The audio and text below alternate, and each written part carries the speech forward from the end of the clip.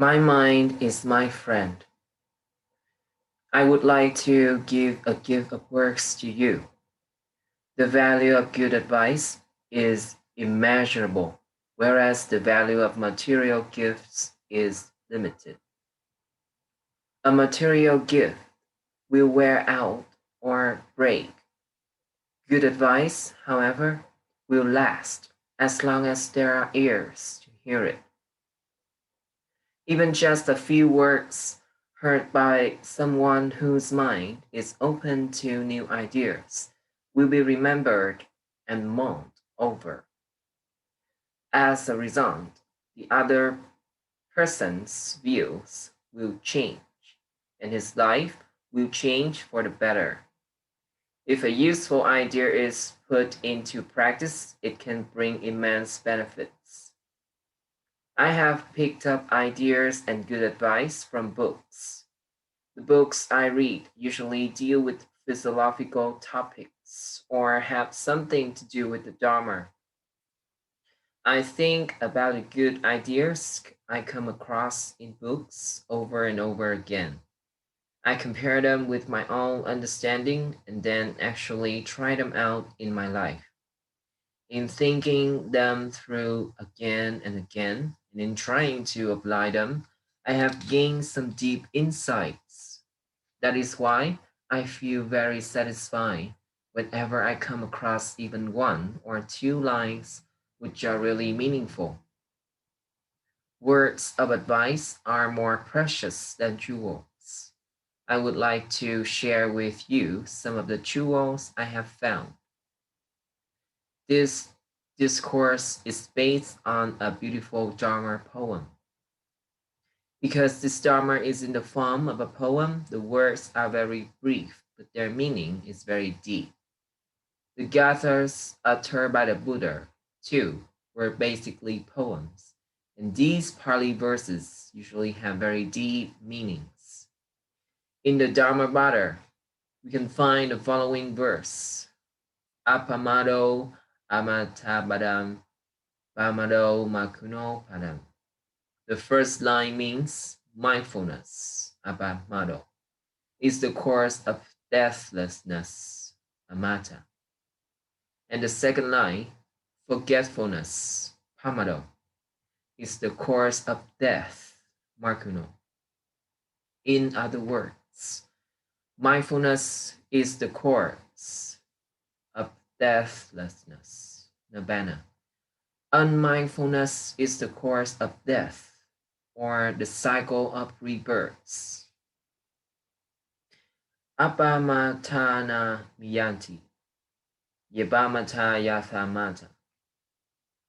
Those who are mindful, apamata, do not die, namiyanti. But those who are not mindful, yabamata, are just like the dead, yatamata. These are just a few short lines, but you can expand on their meaning as far as your intelligence or wisdom can stretch. The meaning of these verses is very deep. I have been trying to understand their full significance for years. Anyone who has lived with continuous mindfulness for some time will understand the last verse. The more mindfully you live, the more clearly you realize that living carelessly, living without self awareness, is actually lifeless. Those who live without mindfulness cannot really feel alive. They are just like the dead. This kind of understanding does not happen overnight, though. Knowledge takes time to grow, to mature. In Buddhism, we distinguish between three kinds of knowledge or wisdom: the knowledge acquired by listening and reading, the knowledge gained by thinking or reflecting, and the wisdom experienced in deep meditation. I thought I had already learned a lot about the Dharma through my reading and reflections. But after I had been meditating for a while and consequently has started understanding things through my own experience, I realized that there is such a vast difference between the first two and the third one. It is impossible to understand the meaning of mentality, materiality through reading or reflecting. Only through sustained meditation, only when mindfulness and concentration become mature, will you become able to the nature of mentality, materiality. Later, when mindfulness and concentration become more powerful, you may be able to realize the cause and effect relationship between mentality and materiality. If you continue developing in meditation, if your mindfulness becomes even more subtle, your understanding will become even more profound, and you will eventually understand the three characteristics of existence: impermanence, unsatisfactoriness, and non self. This wisdom is called Samasananana in Pali. At this stage, pure mindfulness and reflective contemplation may still be mixed. When insight knowledge, Vipassanana matures, there is no more reflecting, only a direct experiencing of arising and passing away.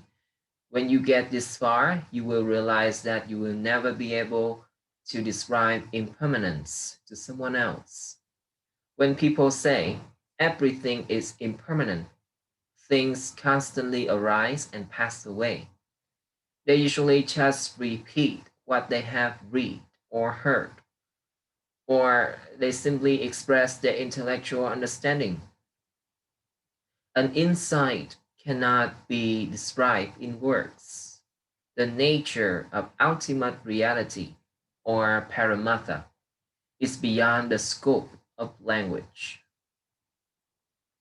When you put your hands together, you can feel touching, warmth, softness, and movement. There is no way to describe all this in words so that someone who has never had this experience would understand. You can only know these sensations after you have mindfully put your hands together yourself. When I then tell you to realize that there is only this warmth, this softness, and this movement, that only these qualities actually exist, that there is no I, no hand, no form or shape, how would you explain such a realization to someone else? It is impossible. It is beyond words. So, you will understand that even the simplest, the most basic stage of insight cannot be described in words. No matter how many words you use, you can never make someone who has not had the same insight understand what you're talking about. However, it is possible to give others an idea of what you have understood by using similes and metaphors. The writer of this Dharma poem used many metaphors in his attempt to communicate some of the truths he had realized. I would like you to carefully read this poem to try to understand what he is saying, to try to be receptive to the images or metaphors and to think them over in your own way.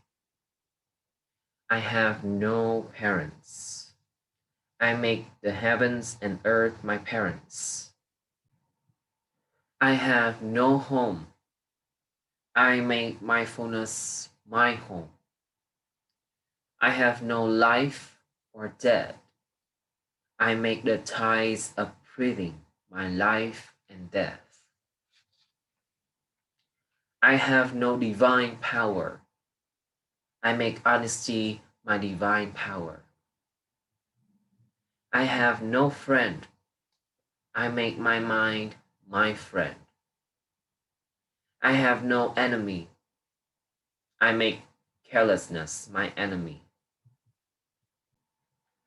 I have no armor. I make benevolence my armor. I have no castle. I make immovable mind my castle. I have no sword. I make absence of self my sword. We will now look at the poem verse by verse, and I will elaborate on them. I will try to give you a picture of what I think the writer wants to convey. But I am not in a know-it-all, and I would like you to use your own thinking and imagination to get a more complete picture. I have no parents. I make the heavens and earth my parents. This is a human being speaking. People are part of conventional reality.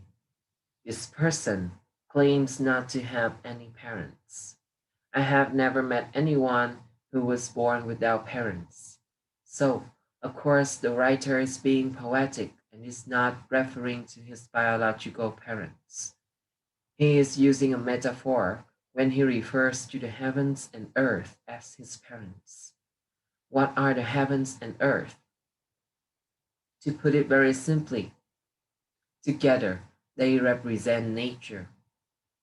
We have all been through many lives and we have had all as many parents. We owe a great debt of gratitude to our parents of this life and to all the parents of all our previous lives. Which ones are our parents for the whole of this seemingly beginningless and endless cycle of becoming samsara? Nobody could possibly know.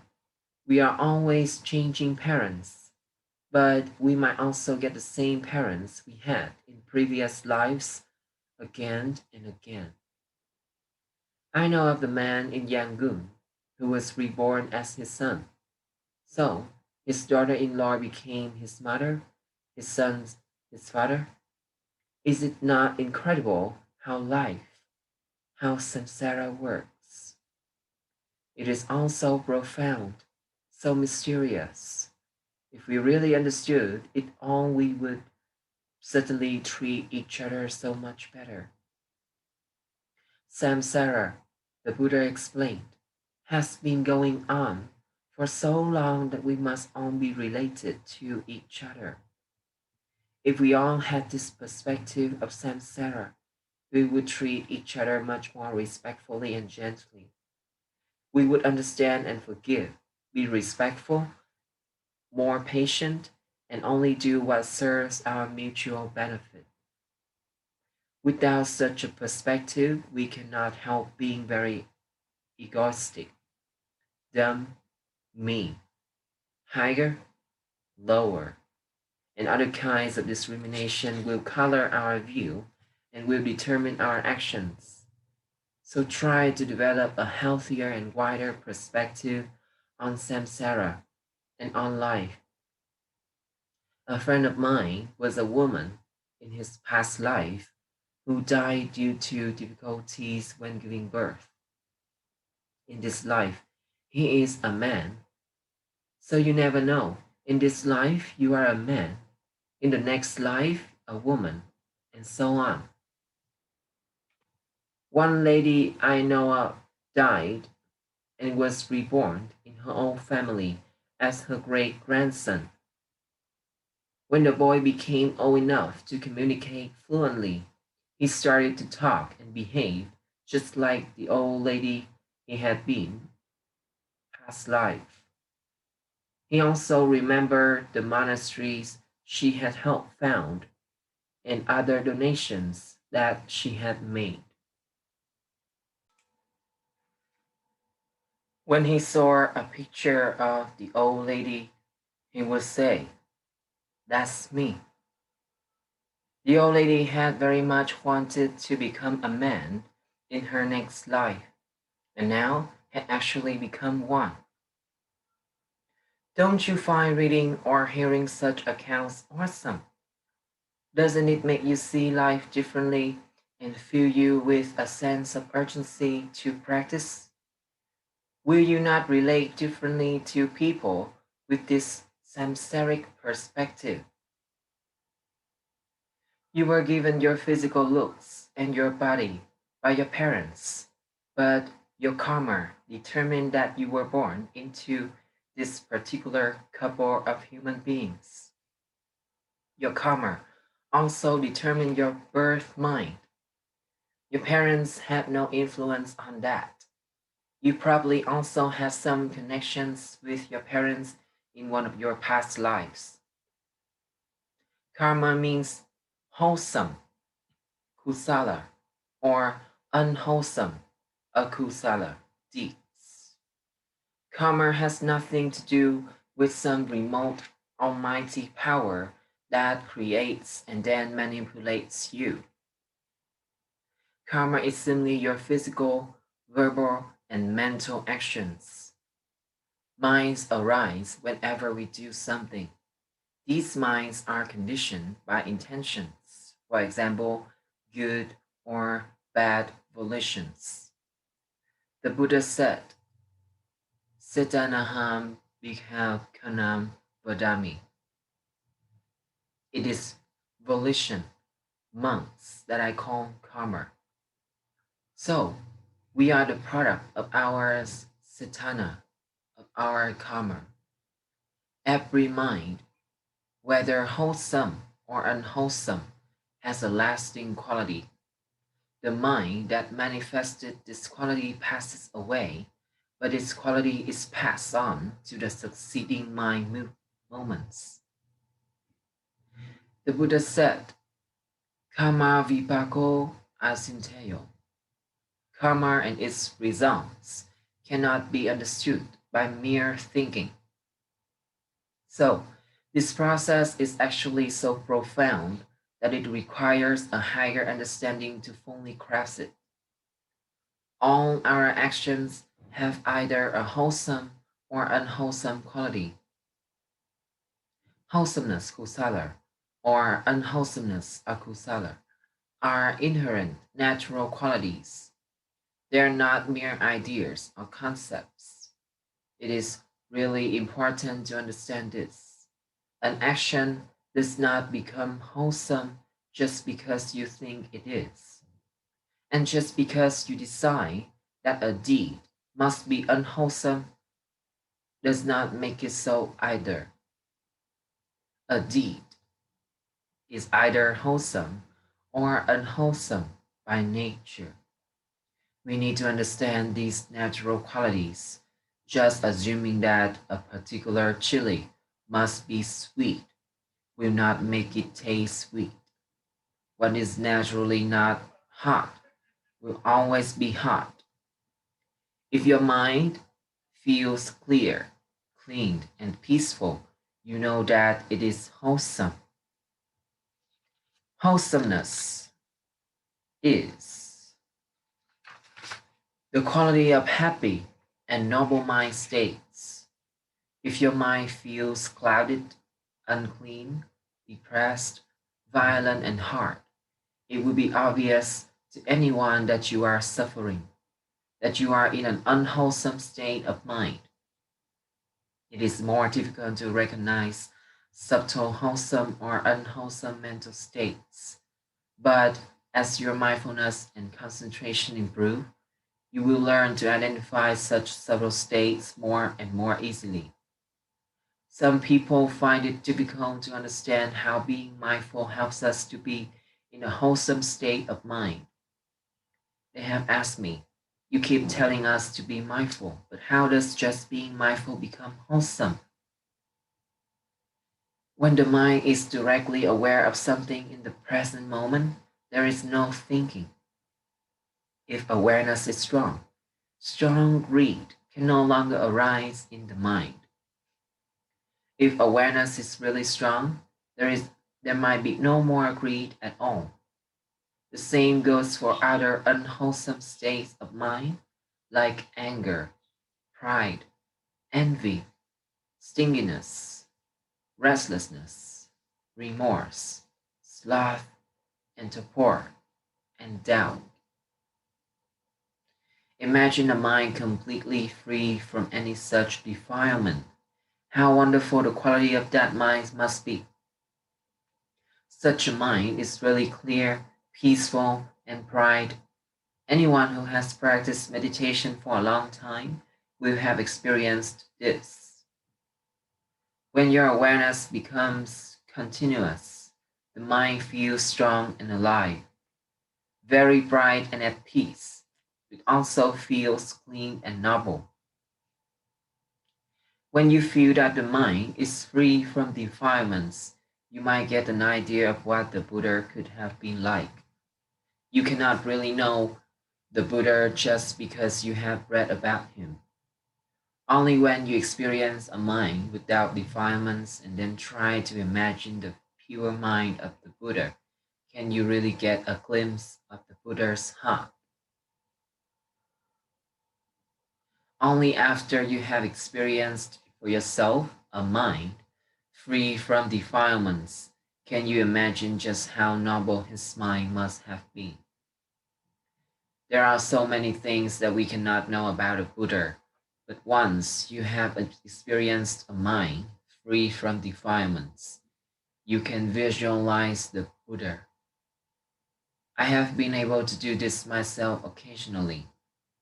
When the mind feels pure and bright, I feel so much clarity and happiness that I can then at least guess how clear, serene, and pure a Buddha's mind would be.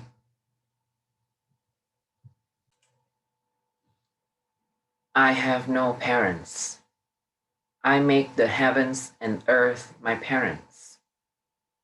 So, the writer of this poem acknowledges that his parents are simply natural laws and elements. The rebirth consciousness is determined by karma. Karma is a natural law, not a mere idea or concept. In one cell, each from mother and father combine to become just one perfect cell, which then keeps replicating itself. This process requires nutriment, a natural element. All this requires the right temperature in the mother's womb, neither too hot nor too cold. Karma, rebirth consciousness, nutriment, and temperature are causal conditions. They are nature, nobody created them. You did not create your life. Your parents did not create it either. It simply happened because all the right conditions came together. There was no single cause, but all these laws and elements are interconnected and interrelated.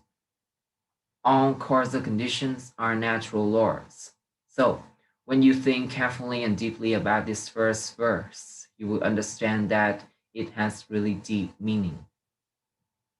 I have no home. I make mindfulness my home. As humans, we take it for granted that we live in a place with a roof, walls, and a floor. Even if we are very poor, our home will at least have a roof, walls, and a floor. But here, the author is not talking about any of the materials we might use to protect our physical bodies. He is referring to something much more profound. He's talking about the mind, and he makes mindfulness his home.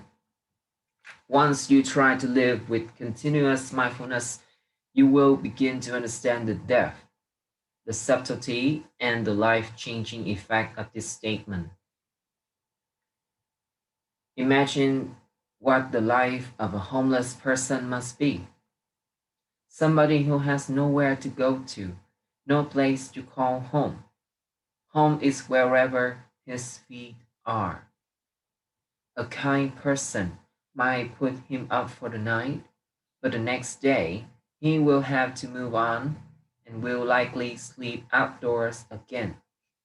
So He might end up living in the street, lose all his dignity, live without physical protection, and be exposed to all kinds of dangers. A homeless person goes round in circles, all alone, and with no dignity. A mind without awareness is just the same, drifting around here for a while, there for a while, without dignity. It is exposed to a lot of danger from all sorts of enticing or alluring objects, as well as from greed, hatred, conceit, and so on. Only if the mind starts living in the home of awareness is it protected. It becomes safe and free from danger. It gains stability and dignity. One who lives without awareness has a homeless mind, a mind that comes and goes wherever it pleases, an unruly mind. So, we must make mindfulness our home, keep our minds in the home of awareness all day long, from the moment we awake until we fall asleep again. As soon as you are aware that you are awake, practice anapanasati, mindfulness of breathing. If you breathe in deeply, the body gets more oxygen. The brain needs a lot of oxygen. So when you feel all flary and sleepy just after you have awakened, some strong anapana will refresh your brain. Furthermore, the fact that you are paying attention to your breathing brings in the quality of awareness, which makes the mind more alert. So you get two benefits. Start practicing when you are still lying on your bed. Then just sit up and continue meditating. Everything else can wait. Let those first moments of the day be full of awareness. If you can keep this awareness going for some time, your mind might become pure, peaceful, wholesome. To begin the day with a wholesome mind, a meditative mind, is a true blessing. Washing your face can wait. The mind is much more important. After meditating for a while, get up gently, mindfully. Be aware of your movements and of your feet touching the floor. Then maintain your awareness as you walk to the bathroom. Just be mindful of whatever you do without any noting or labeling. Simply try to remain in touch with your experience. Just know what is happening in the moment. Even when your practice has developed and you easily notice the more subtle objects, you should never let go of the awareness of breath and touch as the basis for your mindfulness practice. When you are done with your bathroom activities, you could provide that you have enough time, practice some loving kindness, metta meditation, and then just sit mindfully for a while. Try to be as mindful as you can while eating breakfast and while doing all the little chores you do in the morning. Your awareness does not have to be very detailed. Even relatively superficial awareness can bring great benefits. If you try to keep just a little awareness throughout the day, you will notice that over time, the strength of your mind increases. With a stronger mind, it will be easier to meditate. Even a few minutes could be enough for the mind to become a calm and collected. After breakfast and doing the daily chores, you will probably have to go to work and take care of other responsibilities outside your home. If you drive a car, mindfully open the door, sit down, close the door, put the key into the ignition, start the engine. Hear the sound of the engine and feel the vibrations as you drive off. Just try to be aware of all this as much as you can. Remember that even a little awareness helps. Then, of course, drive carefully and patiently. Watch out for other traffic and keep a cool mind when you get to a traffic light. Use the waiting time to relax and do some mindfulness of breathing. Nowadays, people are so busy that their minds are in chaos the moment they wake up. Their minds are full of tension. They have no peace. Having a lot of tension is not good for your health and really drains your energies.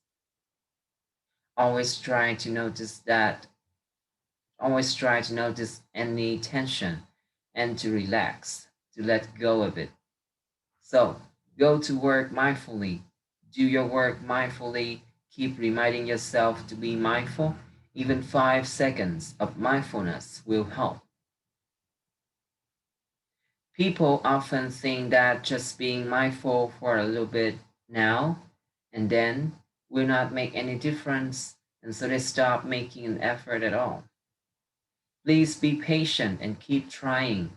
After some time, you will see the benefits and you will understand that every single moment of awareness brings some peace, balance, and harmony to the mind. It is particularly important to be aware of anger. So, whenever things do not work out the way you wanted them to, watch out for your reaction. If you are aware of your anger whenever it occurs, you will be able to contain it and you will not get to the point of blowing up. Anger has a natural tendency to grow. For example, the first time something or someone causes you to get angry, you will not blow up. You can contain it. The second time, the anger grows a little, but you can keep it under control. The third time, you might still be able to restrain yourself, but then the next time, even something small and trivial might just be too much, and you might suddenly explode into an outburst of uncontrollable rage. If you are not aware of your anger, there will automatically be such a build-up of dissatisfaction, also called residual frustration. If you are aware of this build-up and keep watching it, it will dissolve. Once you understand the causes of anger thoroughly, it can no longer exert its power over you. If you are able to deal with your everyday episodes of anger in this way, you will very rarely become furious about something.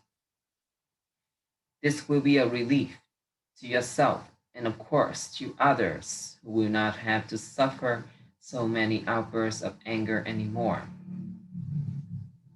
It will also positively affect your work. A peaceful mind has awareness and wisdom, and this will help bring out your best qualities. Everything you do will work out better. So, we could say that someone who tries to be mindful all day long makes mindfulness his home. But you can only understand what that actually means if you practice mindfulness yourself. The more you practice, the quicker you will enjoy the many benefits that you get from knowing your own mind.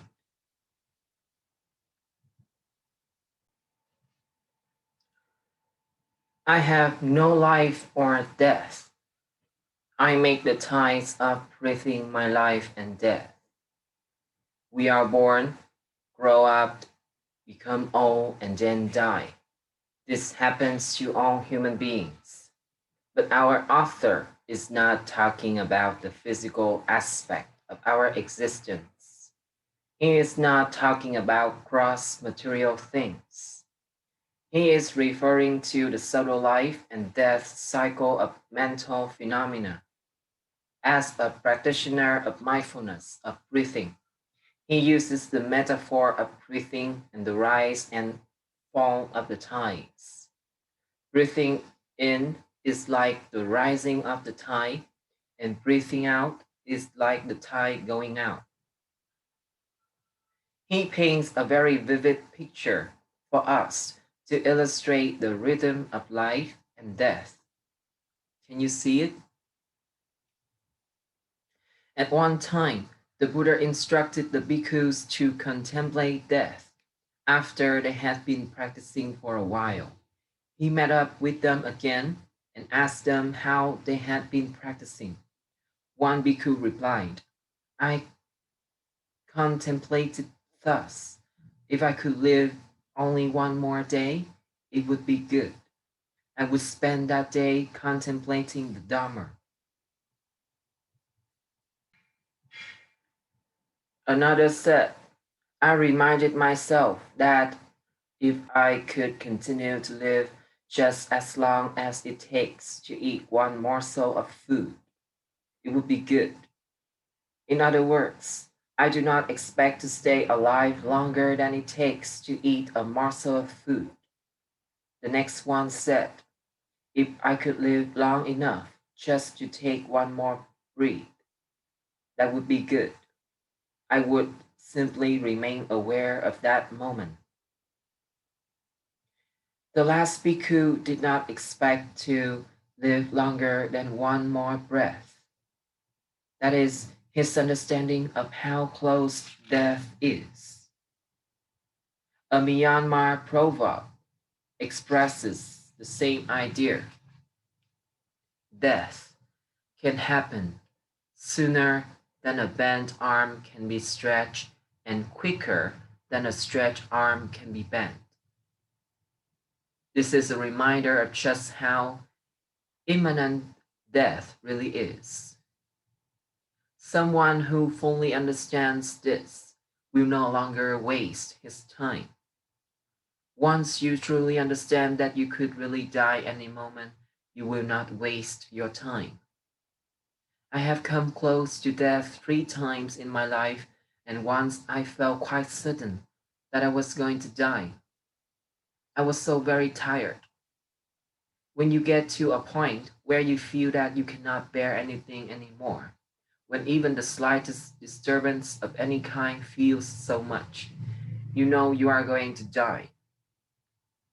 If I had not been able to maintain a calm and cool mind, I think I would have reached a point where I would not have been able to take it anymore. It was only thanks to his mindfulness that I managed to keep a grip on myself. Without it, I would most probably have lost control and would have died. The bond between my mind and my body had become very weak. Mind and body are interconnected.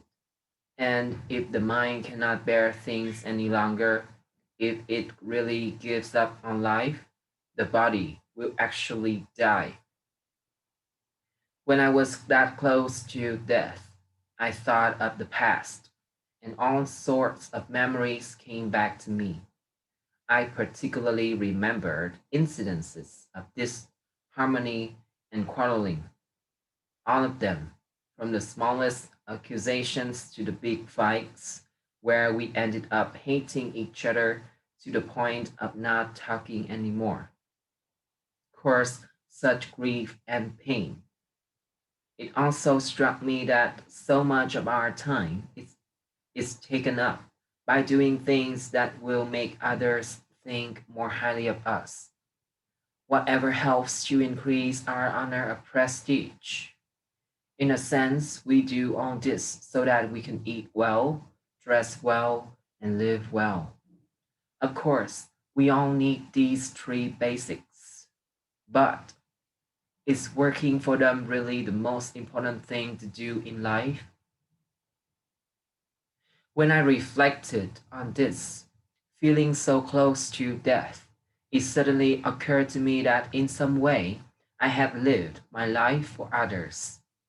People think they live their own lives, but that is just an egoistic thought, an egoistic thought. No matter how selfish people are, they never really live their lives for themselves. They live it for other people. We live our lives to impress others, to make them think highly of us.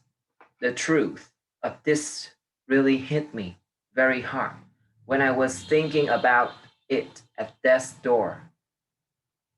If you live mindfully and intelligently, you can understand life more deeply when you are close to death. The way you look at life will could radically change. Something that is more likely to happen to those who have been meditating regularly for a long time. When you are able to calmly assess your whole life, you can see what is, or worse, most important. It was suddenly so obvious to me that all those important things I had done in life, I had actually just done so that others would think highly of me. And what was the most important thing to do in life? The answer was also absolutely clear: to develop wisdom. This life is an opportunity to learn, to grow in wisdom. For that to happen, we need a magnanimous and noble mind. For that to happen, we need a magnanimous and noble mind. These qualities always come together. If you take the image of a house, food, clothing, and shelter out of foundation, walls, and windows, while magnanimity and noble, I'm sorry, while magnanimity and nobility of mind are the two halves of the roof. How much of my time had I been investing in the pursuit of wisdom? I had been to school and to university, but the knowledge I had gained there just enabled me to earn a living. The sciences, accounting, economics, getting any kind of professional degree is not wisdom and does not lead to the development of wisdom. Even at our higher institutes of learning, we are not encouraged. In fact, we are not even given any time to learn about life itself. If you are very close to death and realize that you have lived very superficially, you are bound to regret it. You might actually resolve to change your life completely if you do not die, to actually do what you now realize is most important. When I was young, I read somewhere: read the best book first, for you might not get another chance to do so. You could generalize this advice and say, do whatever is most important first, for you might not get another chance to do it. Of course, we cannot just drop everything in life in order to do what we have decided is most important. We need to earn a living, bring up our children, and we have all sorts of social, religious, and political responsibilities. But in the midst of all this, we need to find the time, at least some time, to develop knowledge of a deeper and higher nature. The question is, how do we do it?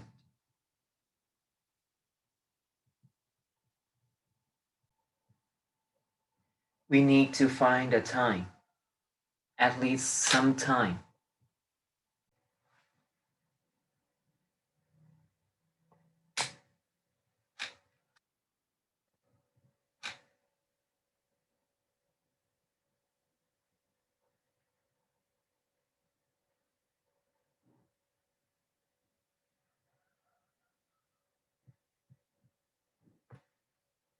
To develop knowledge of a deeper and higher nature.